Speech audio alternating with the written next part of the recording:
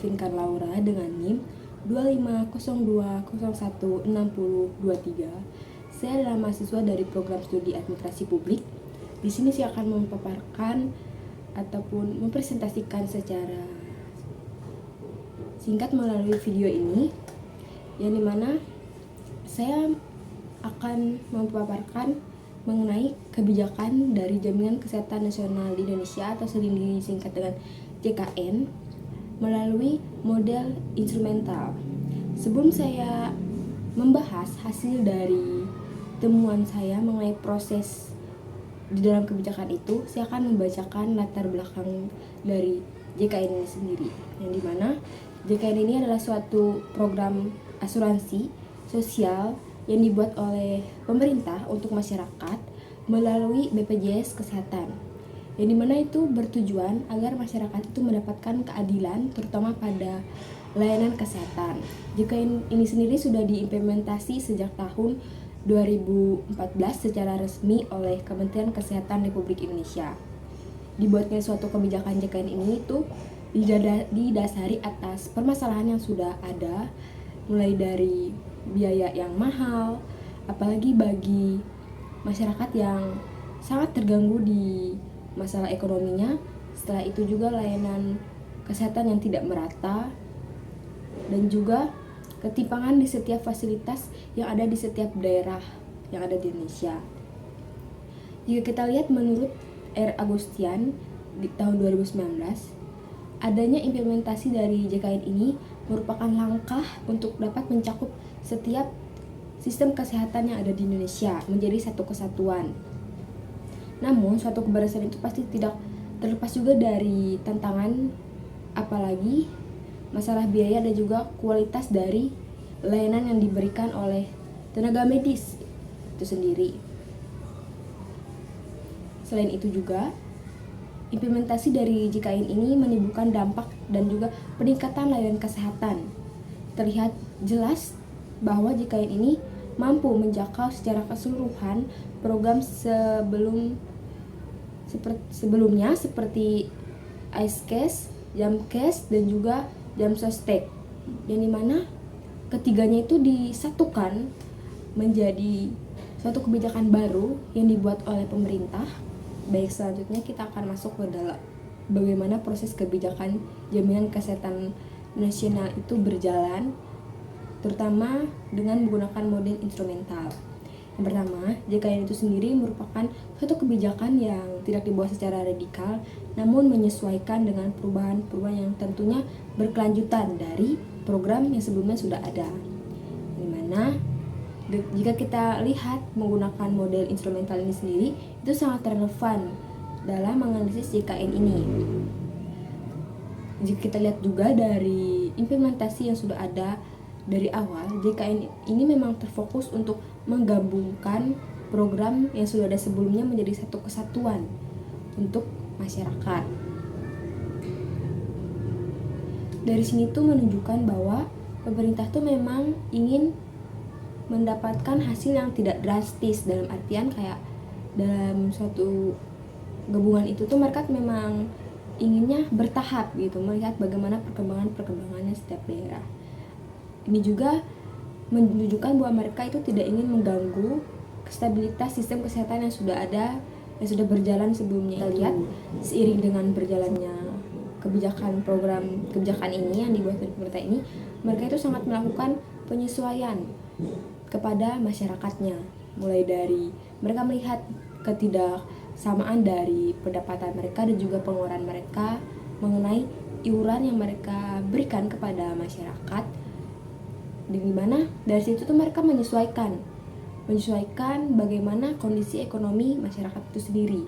Dan juga selain itu mereka juga meningkatkan sistem rujukan yang berjenjang bagi masyarakat, mulai dari misalkannya tuh kayak dari rumah sakit awal dia untuk berobat sampai ke rumah sakit yang seharusnya dia dirujuk gitu. Nah, kayak yang menunjukkan bahwa rumah sakit ini tuh tidak memiliki fasilitas yang memadai, maka dia akan dirujuk. Nah, dari situ tuh mereka akan memperkuat sistem rujukannya. Dan juga dari proses bagaimana kebijakan itu berjalan, pemerintah sangat menyesuaikan terhadap masyarakatnya. Mulai dari mereka memperhatikan perubahan dari iuran yang mereka rubah, mereka melihat bagaimana kondisi keuangan ekonomi masyarakat itu sendiri. Setelah itu yang kedua itu mereka meningkatkan sistem rujukan dari rumah sakit sebelumnya ke rumah sakit yang akan dirujuk. Dalam artian di saat rumah sakit pertama ini tidak memiliki fasilitas yang memadai, pasti mereka akan melakukan rujukan ke rumah sakit yang memiliki fasilitas terkait penyakit yang mungkin akan dihadapi, yang akan disembuhi oleh masyarakat itu sendiri.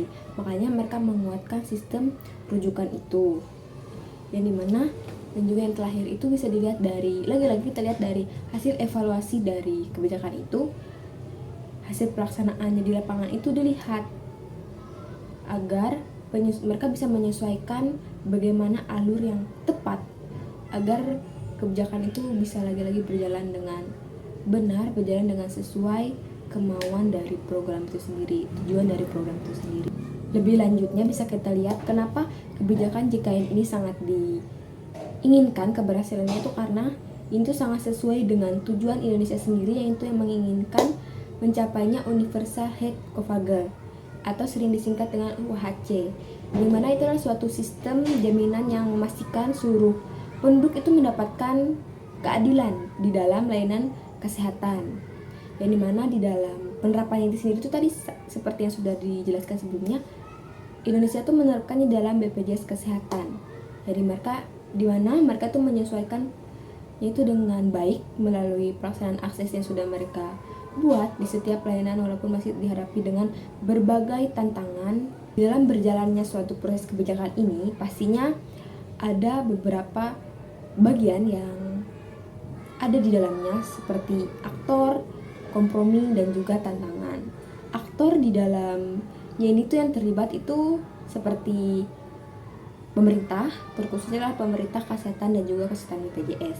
Yang dimana mereka pasti sangat tahu bagaimana kebijakan itu berjalan, karena pastinya mereka yang menyusun bagaimana seharusnya kebijakan itu berjalan. Terus ada juga rumah sakit, terkhususnya seperti dokter, perawat, dan juga fasilitas rumah sakit itu, yang dimana mereka itu adalah orang-orang atau bagian yang akan turun secara langsung menangani masyarakat, itu memberikan pelayanan langsung kepada masyarakat. Dan yang terakhir itu adalah masyarakat itu sendiri, yang dimana jika mereka patuh terhadap pembayaran iuran itu sangat membantu masyarakat di dalam menjalankan program itu. Ketaatan mereka itu sangat mempengaruhi bagaimana biaya keberlanjutan dari layanan kesehatan itu yang nantinya akan kembali ke masyarakat itu sendiri. Selanjutnya adalah kompromi. Kompromi itu adalah salah satu hal yang sangat penting di dalam keberlanjutan kebijakan ini. Terlebih lagi pada iuran yang harus dibayar oleh masyarakat.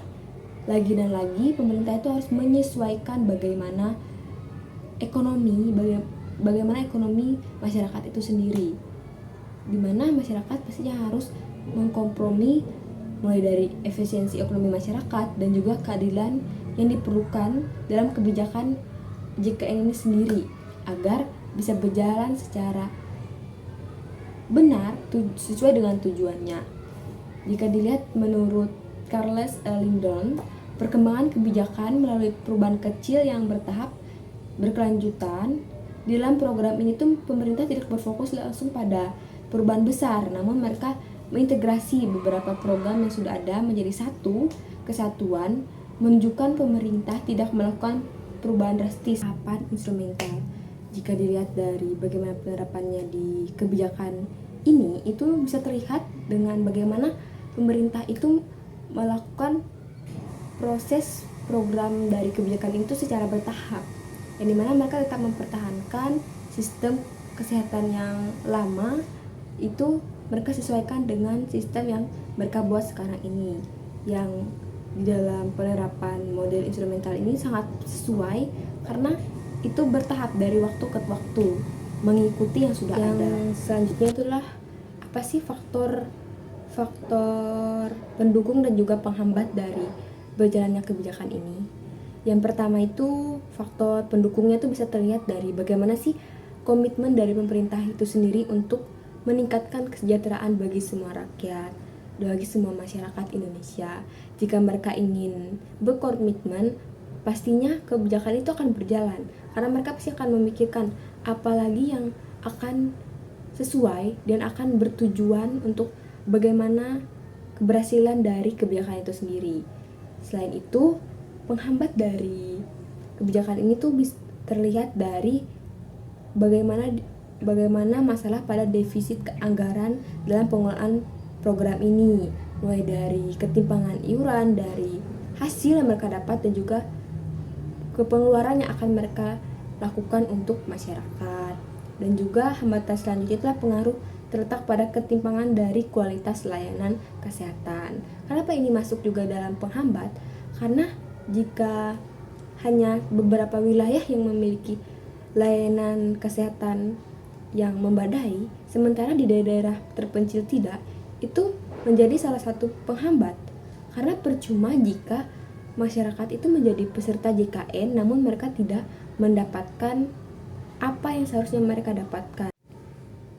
Baik dari yang sudah saya bahas sebelum-sebelumnya, dapat disimpulkan dan saya dapat memberikan rekomendasi bahwa dengan adanya kebijakan jaminan kesehatan nasional ini, itu adalah langkah penting untuk masyarakat yang diambil oleh pemerintah agar layanan kesehatan itu meningkat bagi seluruh masyarakat Indonesia, agar masyarakat Indonesia itu memiliki yang namanya kesetaraan di dalam layanan kesehatan. Tidak ada timpang tindih, tidak ada yang bagian misalkan perkotaan memiliki akses layanan yang sangat mewah, semuanya terpenuhi, sementara daerah terpencil tidak seperti itu.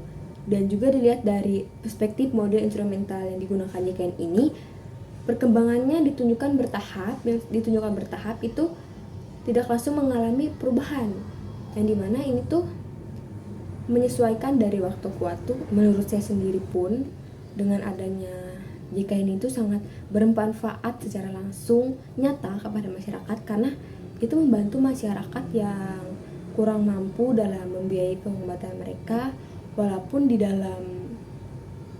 dalam proses berjalannya program itu masih belum merata gitu kan, sesuai di setiap wilayahnya.